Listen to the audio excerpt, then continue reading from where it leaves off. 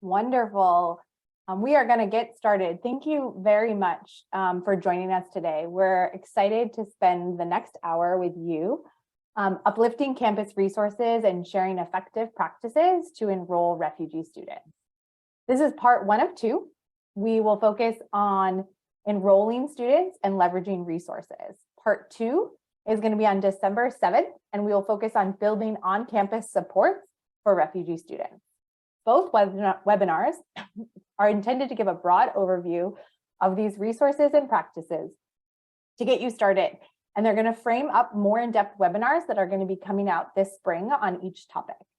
My name is Laura Wagner, and I am the Director of Refugee Student Initiatives at the President's Alliance, and I will be your moderator today. The President's Alliance is a consortium of over 550 college university presidents, and we operate at the intersection of higher ed and immigration. We are here to support and mobilize U.S. higher education institutions in expanding access for refugee students. Today, we have a wonderful lineup of experts from organizations and campuses to share their experience and resources on enrolling refugee students. Please check out the link to the speaker bios in the chat. Feel free to ask questions using the Q&A feature, or you can put them in the chat and we will try our best to answer them throughout the webinar or during the Q&A session at the end. For the purposes of this webinar, we are going to speak about a specific subset of displaced or refugee students. So the first half of the webinar on recruitment, applications, and navigating immigration documentation, we are speaking primarily about students who are refugees overseas, who then apply and enter the US as international students. While we will be specifically focused on this population, many of the resources that are going to be shared are applicable for other displaced students as well. For the second half, we will be speaking more broadly. We are going to share 2 examples, one from DePaul University and one from the state of Kentucky, about how to get creative and leverage financial resources to support a wide array of displaced students. So to kick us off here today, I am pleased to introduce Kumbani Tutu, a first-year student, and Karen Bartlett, Associate Director of International Admissions, both at Middlebury College, to share about some of the challenges and tips they have for making the recruitment and application process for refugee students accessible for refugee students. Thanks, Kumbani and Karen. Thanks, Laura, for having us today. I'm Karen Bartlett. I'm the Associate Director of International Admissions at Middlebury, and I'm joined by Kumbani Tutu, which I know at its face sounds like a very easy sort of thing to have had him here. But I would like to say, you know, I have a huge gratitude for a village of people who had to help make that happen, and we're so thrilled to have Kumbani here on campus this fall. I think I need to sort of give gratitude for the fact that Middlebury has funding, full funding for students like Kumbani and other displaced students.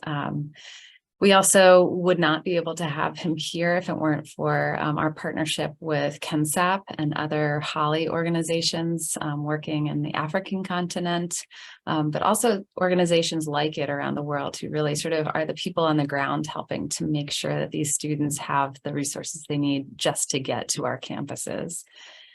And then UNHCR for their help with paperwork, and our ISSS office in terms of helping make the visa work and get Kumbani to campus. So I know there were a lot of challenges, and I'd love for Kumbani to talk about what it was like to apply to Middlebury and get to campus last year.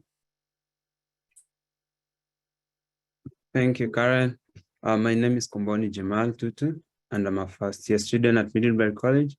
And my journey in applying to Middlebury was quite hectic. And to start with is getting into KENSAP, Kenya's Scholar Access Program that helps students to apply to colleges in the United States. So the first challenge that I faced was lack of awareness about the opportunities in the camp. Like I wasn't aware of any kind of scholarship programs or high school, like programs that enables you to proceed to to higher education.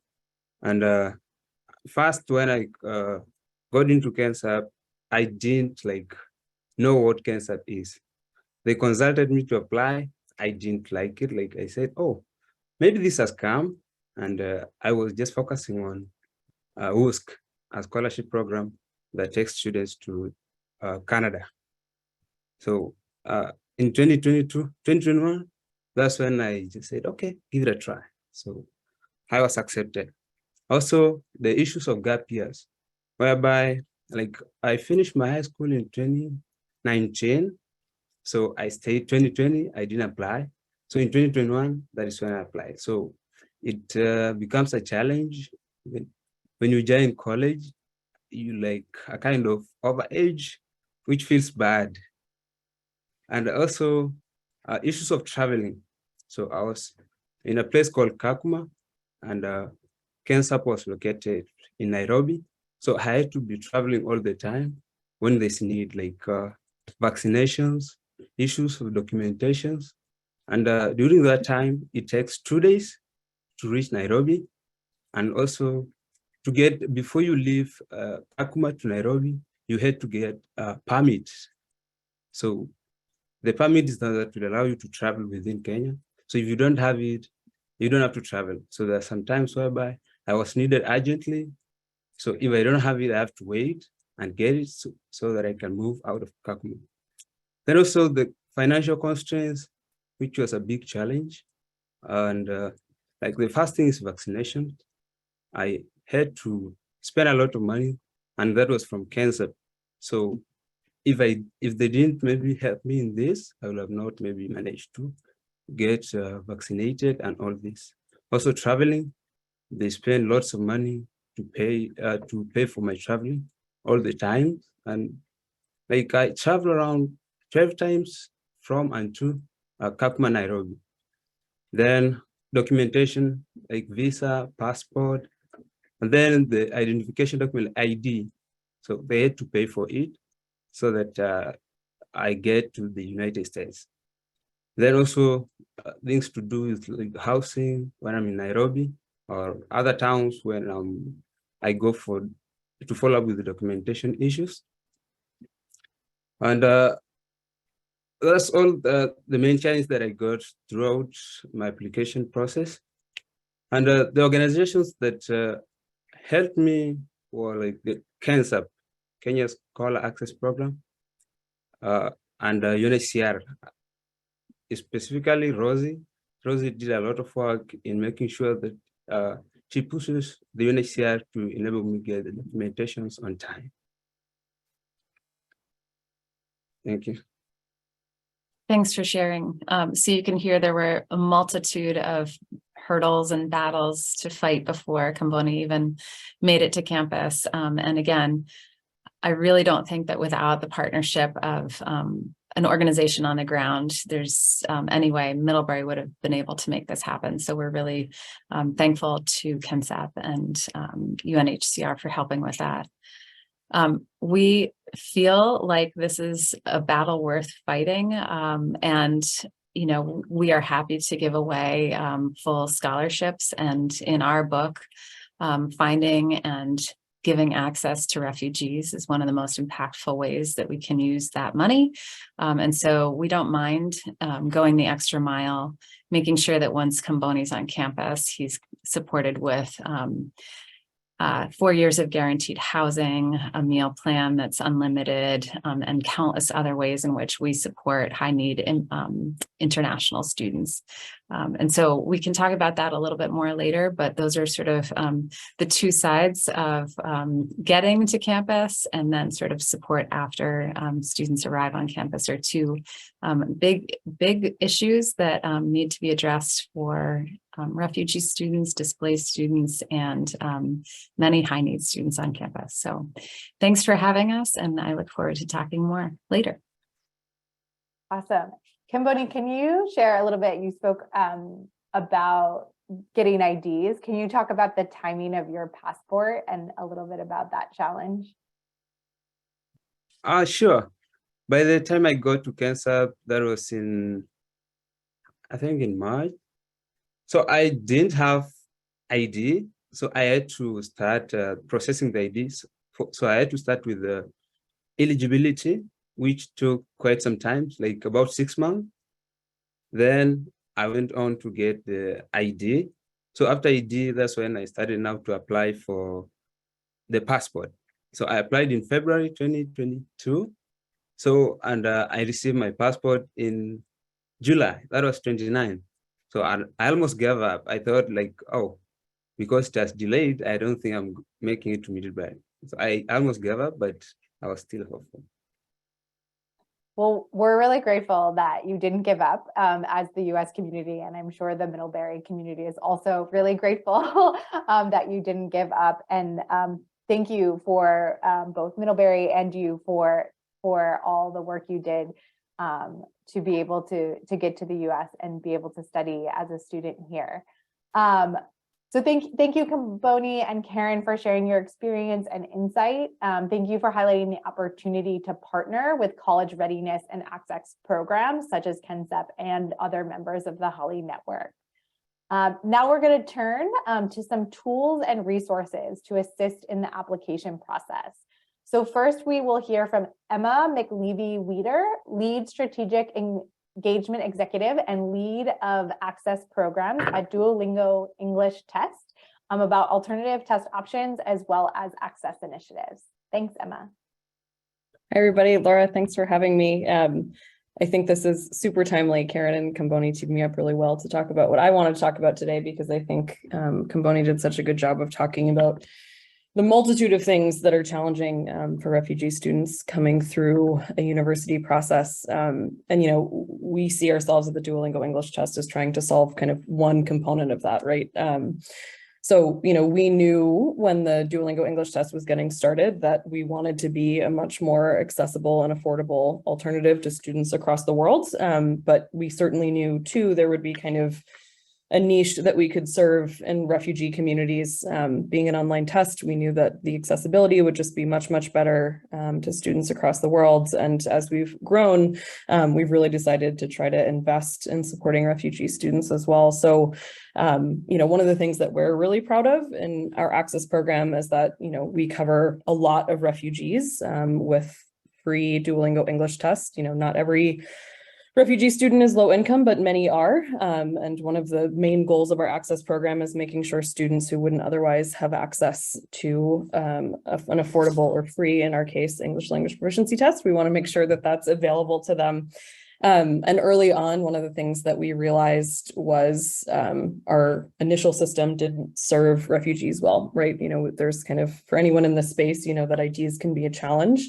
So we were able to reconfigure our systems to accept UNHCR documents as a way to verify student or test taker identities. And so that's something that we knew right off the bat would help kind of ease the process for refugees looking to take our test. That's something that we're really, really proud of.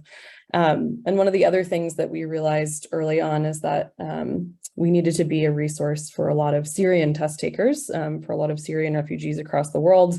The DET in many cases was kind of the only way that they could certify their English proficiency on their university tracks. But we were at a bit of a standstill for a while because of OFAC regulations and the ability to operate in Syria or with Syrian nationals. So we ended up investing a lot of time and resources to make sure we would be able to be available for Syrian refugees, as, you know, knowing that we would be the only kind of test available to them. So we've put a lot of thought into this. We put a lot of energy into this. We think that, you know, for folks like Karen who are doing the work that they are doing on their end and really kind of interested, amenable, and also have the funds to enroll refugee students, you know, we want to be kind of a part of that equation, which leads us to kind of our newest phase in supporting refugee students. We announced about 8 months ago that we were going to be supporting 25 refugee students in 3 different UNHCR sites across the world. We've been really, really grateful for our partnership in UNHCR with this.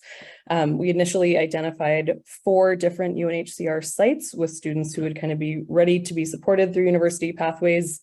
Duolingo hired a full-time university advisor. Her name's Laura Cobb. Some of you might know her. She's worked on the continent for a long time. And she is now working with all 25 of these students as they head into kind of their next phase in higher education. We're really, really excited. 4 of them already have like official pathways, which we're super, super excited about. And we're keeping our fingers crossed for some good news coming up in ED in these next couple of weeks. But essentially, Laura's doing kind of full service advising with these students. They are currently located in Iraq, India, and South Africa, but they represent about 8 different nationalities across the board.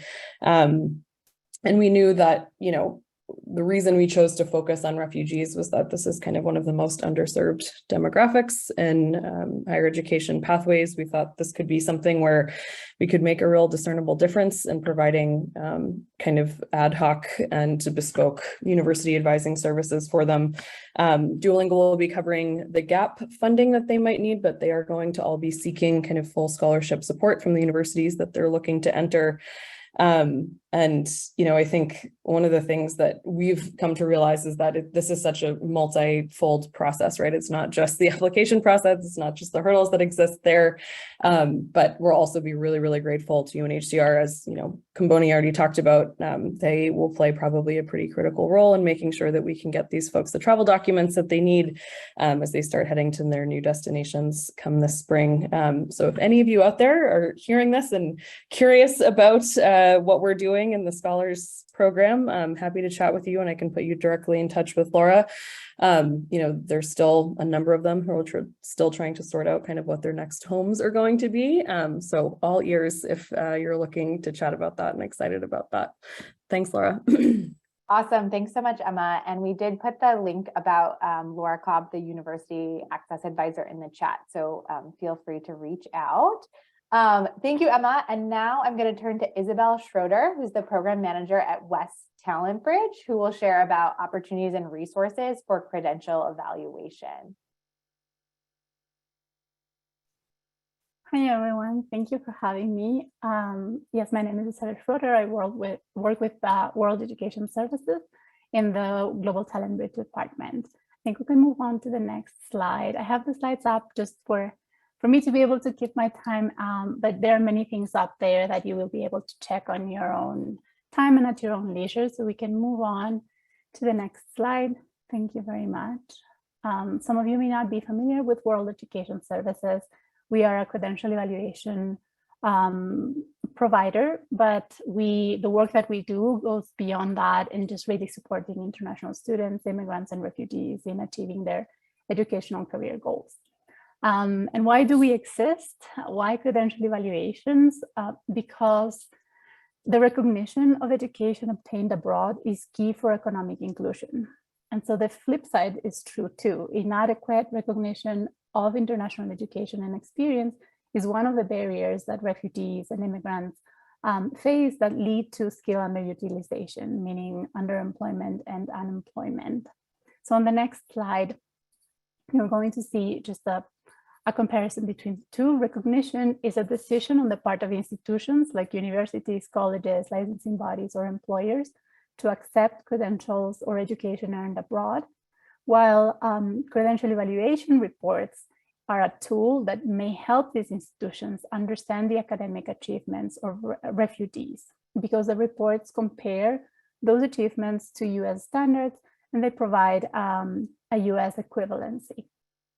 Now, this standard evaluation reports hinge on the availability of official documents. And so we'll move on to the next slide and I'll tell you about the issues that you have already experienced. Displaced individuals, refugees may not have access to these official documents that come straight from institutions. And that is why the Gateway program was created. It was created in Canada as a response to the refugee crisis from Syria.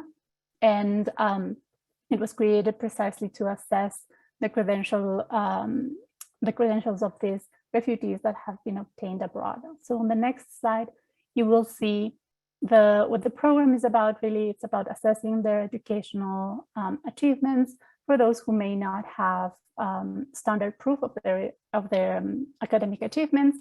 And you see there the eligibility criteria. Sorry, my Zoom is a bit weird. Thank you. Now you can see me. The eligibility criteria is up there. So we work with individuals that have been educated in one of the 7 countries or many of the 7 countries. They would have completed high school or anything above high school, post-secondary. They would have at least one document that we can work with. It can be a copy, it can be a picture. They would be living in the US and they are designated referral partners. This piece is important because for the delivery of Gateway, we work with partners who are already providing supports to individuals, to refugees and immigrants. And that ensures that they are receiving supports that they may need, apart from that one tool that is the credential evaluation. On the next slide, yes, you will see this is just a comparison between the standard evaluation and the Gateway evaluation. The main difference here is that since we receive those documents as photocopies, we do add a notification there that says that the report is based on photocopies. And what this means is that we don't include an authenticity statement. Now, WES has been around for almost 50 years. We do recommend that's widely accepted. The standard evaluation is widely accepted because of those processes that we've put in place. So we do recommend that whenever possible, and if it's safe for them to do so, displaced individuals or your clients may look into getting a standard evaluation. Having said that, the Gateway evaluation is being accepted everywhere. I think I can go on to the next slide. Yes, so far 400 and plus education institutions, regulators, and employers have received the reports. Half of those are in the US, so we're seeing a lot of positive responses around the Gateway report. I will close with that. This is going to be available to you, and if you have any questions, I'm just so thrilled to be here. Thank you, Laura. Awesome. Thanks so much, Isabel. And just, you know, there are not only a resource and fact sheet about the WES Gateway program in the resource folder, but it's also available in multiple languages. So feel free to access that. Thanks, Isabel. And now we are going to transition from recruitment and application to how refugee students can actually arrive on campus and how to understand the documentation and immigration pathways available to them. So to help explain this process, we have Marissa Hill-Dungry, Assistant Director of Compliance and Legal Affairs, Global Programs and Strategy Alliance at University of Minnesota, and Rosie Hughes, Assistant Resettlement and Complementary Pathways Officer at UNHCR, the UN Refugee Agency. Thanks, Marissa and Rosie. Thanks, Laura, and thanks everyone. It's really exciting and an honor to be here. I think we'll both briefly introduce a little bit more about our roles and how Marissa and I are also connected, and then we'll dive into the topic. So as Laura said, I'm Rosie. I work for UNHCR, also known as the UN Refugee Agency, at their office in Washington, D.C. And in a nutshell, my role is to work with partners in the United States in various ways to help make it so that more refugees are able to come to this country as students and also as skilled workers. And Marissa and I got connected actually through Laura a few months ago when a refugee student planning to attend Marissa's university on an F1 visa from overseas was having some challenges figuring out how to get to the United States without a passport.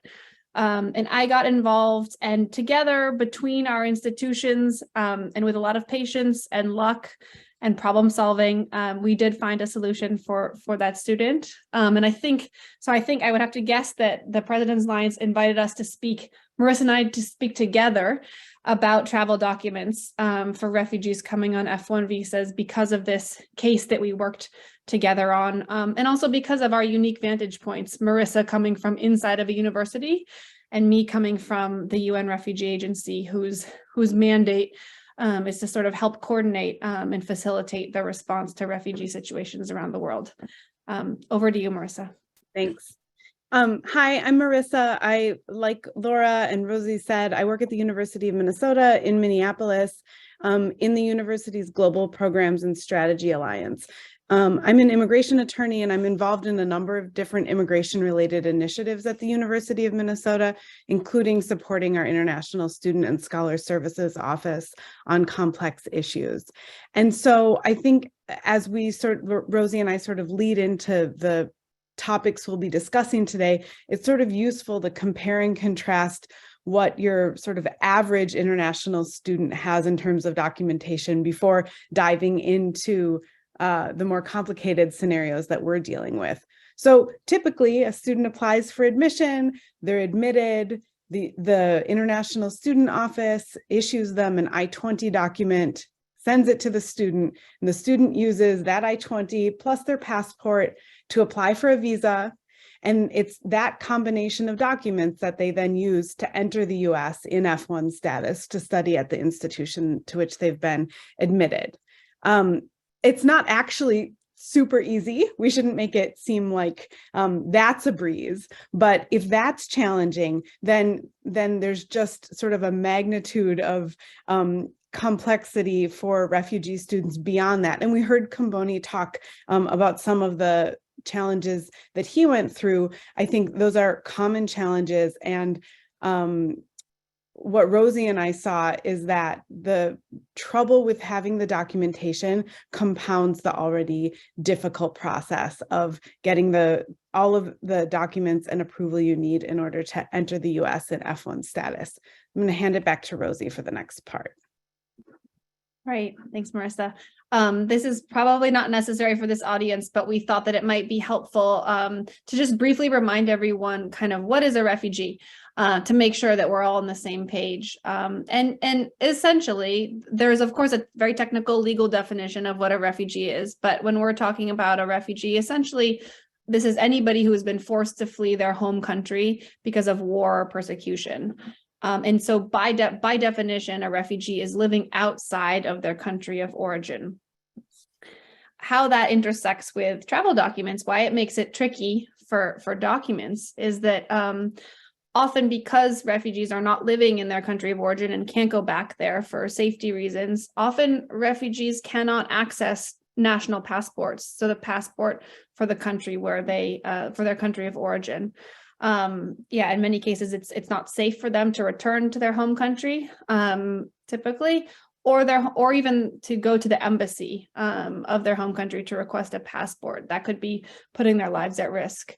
And some people who are refugees, many have fled their country with a passport, but often it will expire while they're living in exile.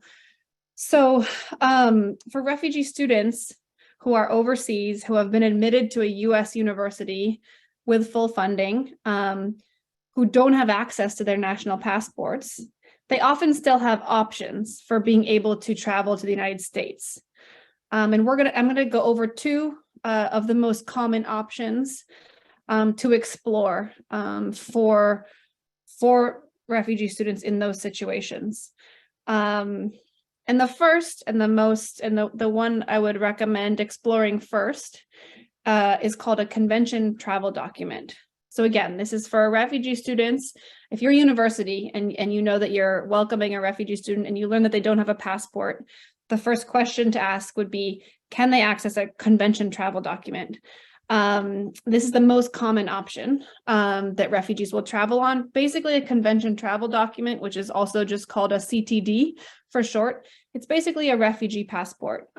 This is the travel document that Comboni came on that he was referencing, and they are like passports in terms of what they offer. They're typically granted by the immigration authority in the asylum country. So the country where the person is living. But my agency, UNHCR, often has a role to play, kind of a liaisoning role to play. So I recommend checking with UNHCR in that country on sort of how and if a student in that situation can apply for a CTD. I'll just quickly highlight a few challenges with CTDs. One is that there's been a big push in recent years to make CTDs machine readable, but they aren't all. But not all countries issue machine readable CTDs, which poses a challenge for the US, which typically won't accept CTDs that if they're not machine readable. So for example, in Ethiopia, I think it should be changing soon, but Ethiopia issues non-machine readable CTDs to refugees in Ethiopia, making it very difficult for any refugee in Ethiopia to be able to come to the United States on a student visa. Another challenge is that airports and airlines don't always recognize CTDs. So it's just good to make sure that the student budgets extra time for extra questioning that they might get. And ideally would have sort of a UNHCR or an attorney contact that they can call if they do encounter any difficulties at the airport. And then lastly, they're not universally available. So CTDs aren't available in the dozens of countries that are not party to the 1951 Refugee Convention. And in countries where they are available, there can be a lot of delays and complications, as Komboni spoke to. And then, so that's the CTD, option one. Option two, so when refugees can't access their national passports or a CTD, in some rare cases, the U.S. State Department can issue them what's called a boarding foil on this form that's called Form DS-232. That's essentially a passport waiver. It allows the student to travel without a travel document. And Marissa and I learned a lot about this through the case that we worked on together. But I'll just say they're rarely granted, and it can be a complicated process to request one. But it's good to know that the option does exist, and you can ask the U.S. Embassy in that country to see if it's something that the embassy would consider for a particular case of a student who can neither get a passport or a CTD. All right, I'll hand it back to Marissa. So as Rosie mentioned, she and I learned a lot from the case that we worked on. I was going to go back and count how many emails we exchanged, but I didn't. It was a lot. And it made it really clear to us that, or to me anyway, and I think Rosie would agree, that this is an area where it's really valuable to have a network. I think it's rare that one individual would have all of the connections and knowledge necessary to facilitate entry to the US for a student in this situation, especially now where it feels like all of us are embarking on this new practice that will hopefully become more widespread. I personally didn't realize how much work and process would be necessary after the visa was issued. In the case that we worked on together, where the student was entering with the boarding foil, the DS-232, it was necessary to coordinate with Customs and Border Protection at the airport where the student had designated as their port of entry, in order to get their acceptance or approval of the passport waiver. So that required that we have connections to be able to reach out to Customs and Border Protection in an airport in a city where neither of us are located in order to get their approval. Rosie and I worked together and both did outreach on that. The other thing that we learned is that so it's important to sort of be available, to try to anticipate problems as they might exist, and to be available even as the student is traveling. So it's possible that a student could receive questions or extra scrutiny when leaving their country of residence, and it's quite likely that they would be pulled into secondary inspection by Customs and Border Protection when they arrive in the US, regardless of whether they're using the convention travel document or the boarding foil, because both of those are relatively uncommon forms of documentation. And so in the case that we worked on, both UNHCR and the International Student Scholar Services Office at the University of Minnesota were both ready and accessible for the student to be able to reach out in case of problems. I see that our time is almost up, Rosie, and I wanted to quickly flag that even when you do all of this work and you get the person gets all of the documentation and gets here, there can still be some wrinkles after arrival. Laura, can we have a minute to do that? Okay, Rosie was going to talk about one of them and I'll talk about the other. 10 seconds on mine then. Students coming on student visas are coming, of course, with a temporary status, and yet they were refugees, so they can't go home, and often it's very complicated for them to return to the country where they were living. So they arrive in the United States kind of in a complicated legal situation, and acknowledging that resources are very limited on campus, we really encourage universities to do what they can to either provide some legal aid in-house themselves, or help refer students in these situations to pro bono attorneys who can sort of help them assess and navigate their legal options in this country. Marissa. Additionally, because of not having the common documentation, even as international student offices work their hardest to connect these international students with resources on campus and in the community, the students often don't have the documents that would typically be requested to open a bank account or get a state ID or apply for a social security number. And so international student offices should be ready to help connect students or facilitate those conversations to provide appropriate documentation to be able to take advantage of those benefits or requirements at the university. And then I think another thing I've learned over the last month is just an awareness of the feeling of alienation that will likely come for that student after having gone through all of this process to get here and feel like their status still isn't quite right, because their documents don't match what other students in that F1 visa status have. Being aware of that ahead of time can really make for a better experience for the student once they arrive.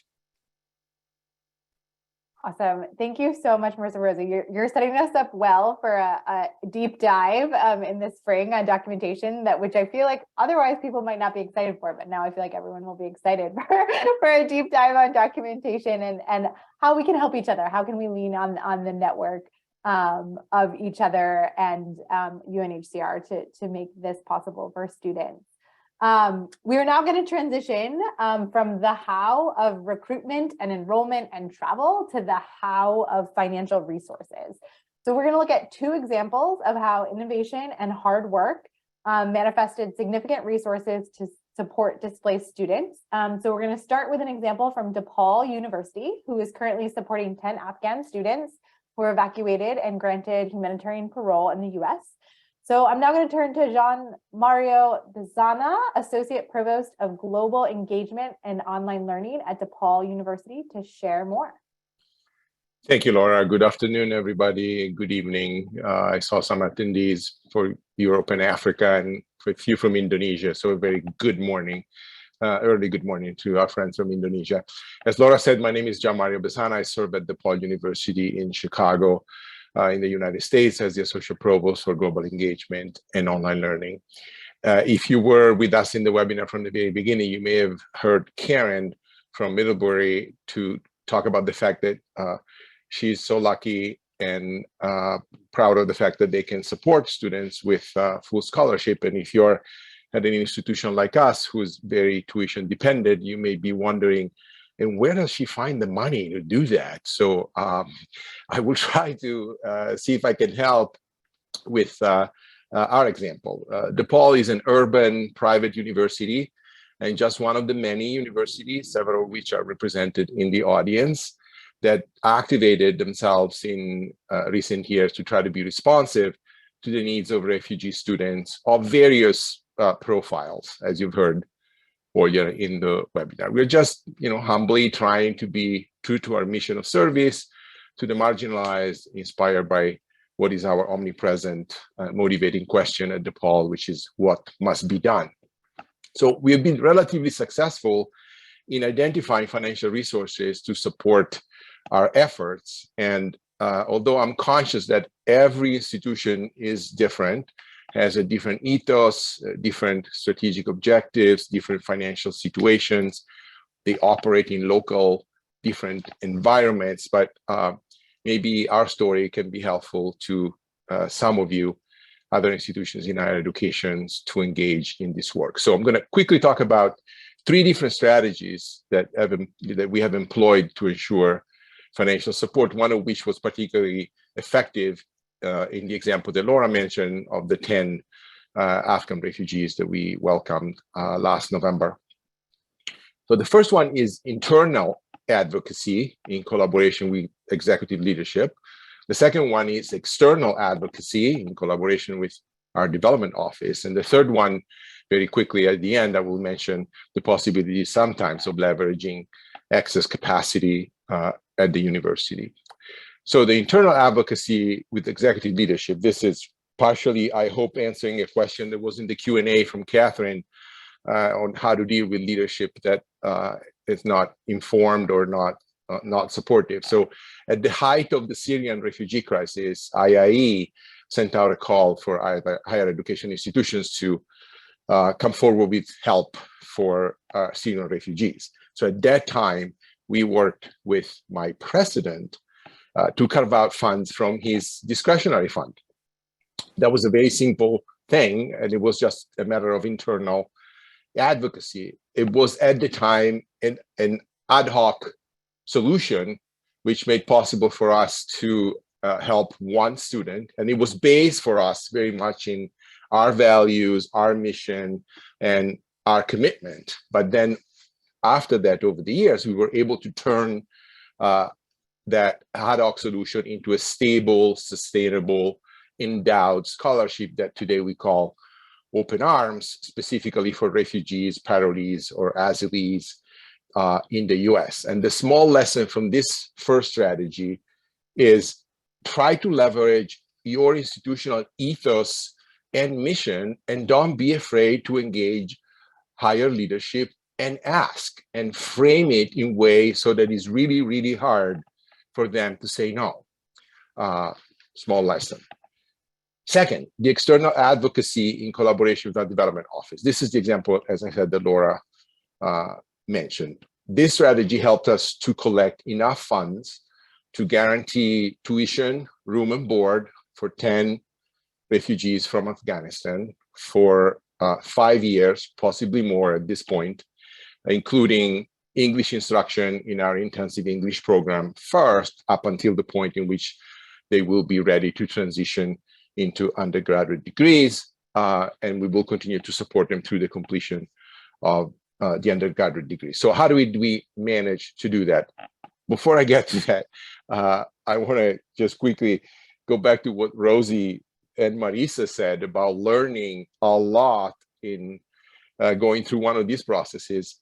I learned a ton about the process of refugee resettlement in the United States when we were trying to help these 10 students who came to DePaul, who were part of a much larger group that then found help in many other institutions. I just saw Pam asking the questions in the Q&A. She's also coming from an institution that helped a much larger subgroup of the same group of Afghan students. So how did we manage to gather the funds? First, existing donors to the university whose sensitivity to forced migration issues was known to our development office. So I'm in charge of global engagement, but I partnered with our development office, and we identified some already existing donors who had generously given to the university before, whose sensitivity for these issues was known. And we cultivated them and basically made the ask. Second, national foundations who are known to support similar causes. And again, partnership with the development office here was crucial. You don't want to reach out to a MacArthur or a Spencer foundation without coordination with your development office, obviously. And third, and this is probably a very, very important one, is local foundations whose work has connections with forced migration, or whose leadership and original founders are known to be open to support crisis situations. And this was a particularly engaging, rewarding, interesting work for us in getting to know the local foundations and listening to what they were looking for, what their sensitivities and their passions were, and trying to match them with what the needs were that we were being faced with. We were lucky and successful on all these three fronts, obviously, again, with the coordination and support of our development office. And again, the local foundations really were fantastic. And what I think moved the needle for us was to come to the table articulating very clearly what the university was ready to do to support the students. So it was clear that the university had some skin in the game. So lesson from this part is personal relationships are key, network, and build a clear, specific narrative around why and how you're going to support the students that you're trying to welcome. And because Laura appeared on the scene, it means that my time is up. I know I hate this role because I could listen to all of you share your words of wisdom all day.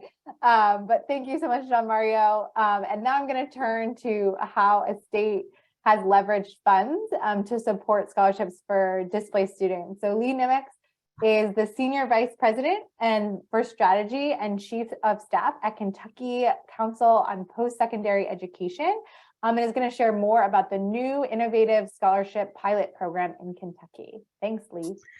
Well, thank you, Laura, and thanks for having me. As Laura said, I'm Lee Nimitz, and I work at the Council on Post-Secondary Education. And for those of you who aren't familiar with state-level higher ed coordinating boards, CPE is Kentucky's coordinating board. So we work closely with Kentucky's public and private colleges and universities, both community colleges and universities, on a range of issues and projects. So our goal ultimately is to improve educational opportunity and student success in the state. So just as a little context about where I come from. So Laura and I have been working together really for the last several months on this scholarship program in Kentucky, and she asked me to come talk a little bit about it and where we are in the development of it. So I'm happy to do that. We had not specifically at CPE had a focus on supporting refugee and displaced populations. It's not that we did not want to, but it just simply wasn't in sort of our immediate scope of work. But we do have a very strong focus on equity in Kentucky and college affordability and student aid, and particularly a focus on our lowest income and marginalized citizens. So this scholarship very much fit into our scope of mission. So the appropriation for this new pilot financial aid program came as a little bit of a surprise. The Kentucky General Assembly in the last legislative session, which concluded in April of this year, provided $10 million for an innovative scholarship program. And the intent was to provide financial support for international students who have been displaced by war, political upheaval, natural disaster, forced migration, et cetera. And so, I think that a lot of this came about because it was really the start of the Russian invasion into Ukraine, and there was a lot of significant concern about refugees and how Kentucky could support them, and how the state not only could embrace them as citizens, but also provide them with the kinds of training and education that could help them stand up, be self-supporting, and ultimately could be integrated into the state in a way that would benefit them and the Commonwealth. So I think that is really what drove this innovative scholarship pilot program, and we are, certainly have been delighted about it. We feel like Kentucky's really sort of taken a lead in this work and are anxious to see it be successful. So the other intended use was to support international study and exchange programs for Kentucky students. Next slide, please. So I will tell you there were a number of challenges that really came to the fore pretty quickly as we began to realize the scope of this particular program. I will say there was limited expertise at either of the administering agencies. So both mine, CPE, and the Kentucky Higher Education Assistance Authority, we do a lot of very good work, but this wasn't really in our bailiwick. And so that was the first challenge that we faced. There was a lot of complexity. We've talked about this a little bit on this call of defining a prospective student population.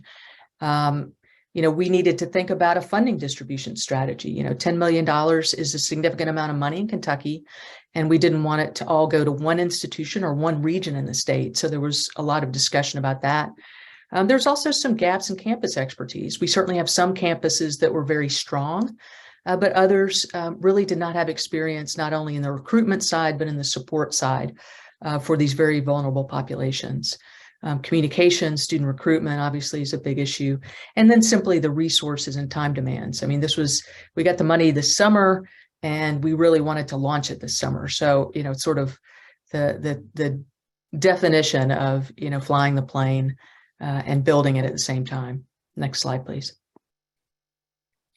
So we were thrilled to be able to reach out to some great organizations, certainly the President's Alliance, the Institute of International Education. We reached out to our state and local refugee relief organizations and got a tremendous amount of help. And I referenced Laura before, but in particular, she's been really terrific in helping us think through some of the details of this program.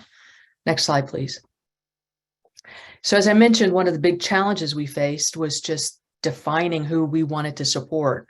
You all know much better than I do the complexity of how we officially document refugee and displaced populations. And so we came up with this definition. It doesn't cover everybody we would like to, but we feel like it covers the majority of folks who have come to Kentucky and have the opportunity and need to get additional education and training. We wanted to focus this on undergraduate degrees and credentials, and it wasn't just for traditional age students. We wanted it to be broad-based and support adults as well as traditional age college students. Next slide, please. The other thing we wanted to address, and we've talked about this before in this webinar, is the importance of understanding that many of these students come in with very limited resources. So we didn't want this just to be a typical tuition scholarship.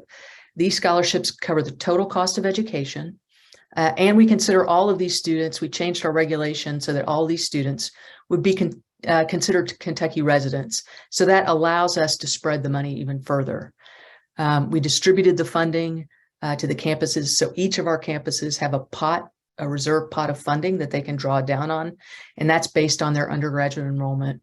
We reserve a small pot for each campus to be able to use for student recruitment. And then of the 100% amount of funding that each campus get, 25% of that can be used for just foreign study and student exchange. So it didn't necessarily have to be focused on students who were displaced. Next slide, please. So, and the last thing I really want to talk about is that this is a pilot program. We want to see this continue. And so we really are going to put a lot of emphasis on reporting and midterm reports, both annual and midterm reports that would be both qualitative and quantitative assessment. So how many students you're serving, where are they from, but also what are the challenges that each campus is facing in terms of supporting these students, in terms of retaining them. So we hope to get a lot of good information over the next 4 to 6 months. We've done some outreach to the campuses through pretty comprehensive webinars, Q&As, and a website. But perhaps most important, and this is where Laura and others from the national level are really helping, is that we have required every campus that participates to participate in a community of practice, so that campuses are getting an opportunity to share information with each other. They're getting information from experts from around the country, both on program administration, recruitment, and supporting students in terms of outreach and sort of helping them through their academic programs. So I'm happy to answer any questions. That's a lot of information, and I wish I could give you more information on the outcomes right now, but we feel like it's been a success so far, and look forward to coming back in the next year and talking more about it. Awesome. Thank you so much, Lee, and for all the work CPE is doing to make scholarships available for displaced students. I also just want to share a couple more resources on understanding federal and state aid for displaced students. This is some of the questions we got in advance. So first, we're going to share a NASPA tip sheet on federal financial aid access based on immigration status. So refugees and asylees are eligible for federal financial aid. Also, we have an accompanying FAQ on a Dear Colleague letter that was released by the Department of Education that clarifies access specifically to federal student aid for Afghan arrivals and Afghans on humanitarian parole. We are also sharing a link to the President's Alliance tracker on in-state tuition access for refugee students. And we are also excited to share that there will be some new and comprehensive resources coming out very soon on refugee and other populations access to in-state tuition. And then I'm also just going to answer one of the questions that was in the chat about how you can waive various waive residency. So depending on state, that is an option. So as Lee said, for students accessing the scholarship, they're able to grant them in-state tuition. We saw this also in Oklahoma. The Oklahoma State Regents was able to grant waivers to Afghan parolees enrolling. So that is an option to explore in your state. Again, everything is state dependent. So you do have to inquire specifically about your state. I'm going to invite all of our speakers to turn your cameras back on. And we only have a couple minutes for questions.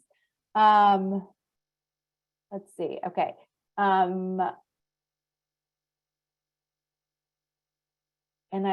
We have one question, and I'm going to turn this to Marissa or Rosie. Refugee students who come on F1 visa, as opposed to refugee resettlement programs. Can you guys clarify eligibility and what they are, the difference between a refugee on an F1 student visa and a refugee through a resettlement program?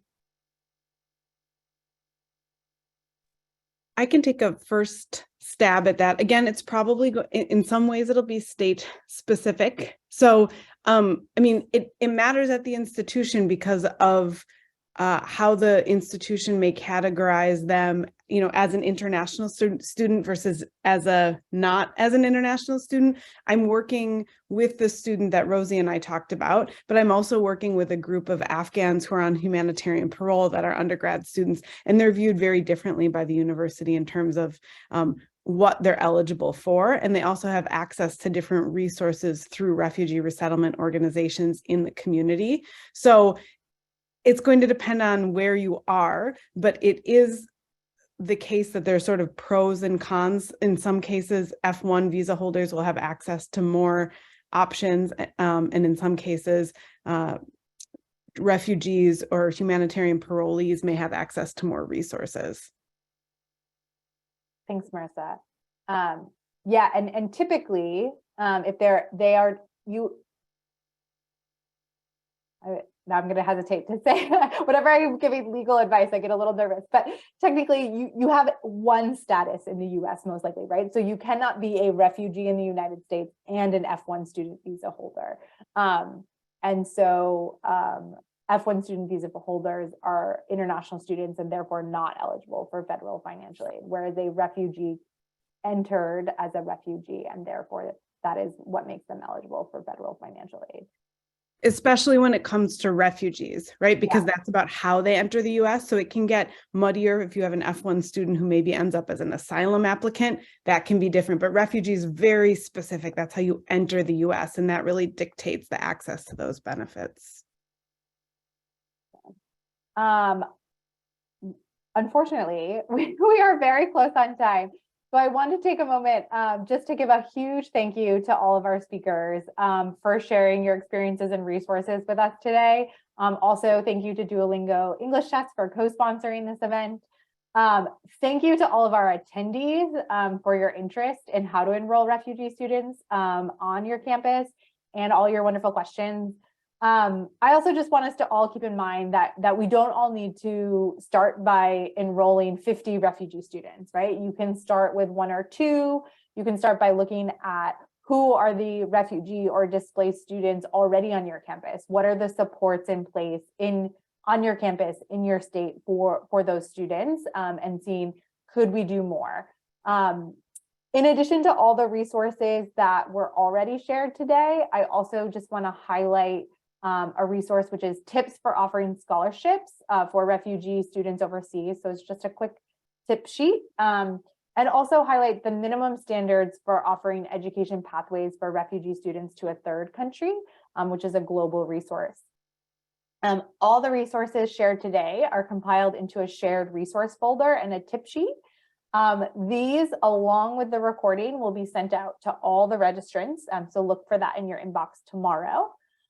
Please also join us for part 2, which is going to be on Wednesday, December 7th, and we will focus on building on-campus supports for refugee students, and the registration link is in the chat. If you have other questions, or if you are interested in learning more or receiving technical assistance on a particular topic, please feel free to contact me. My email address is laura@presidentsalliance.org. Thank you again to all our speakers. It's a pleasure to see you all in the same space, and for all the participants. It's great to see a lot of familiar faces here today, and hopefully this is the beginning of a lot of wonderful conversations to come. Have a great day. Thank you.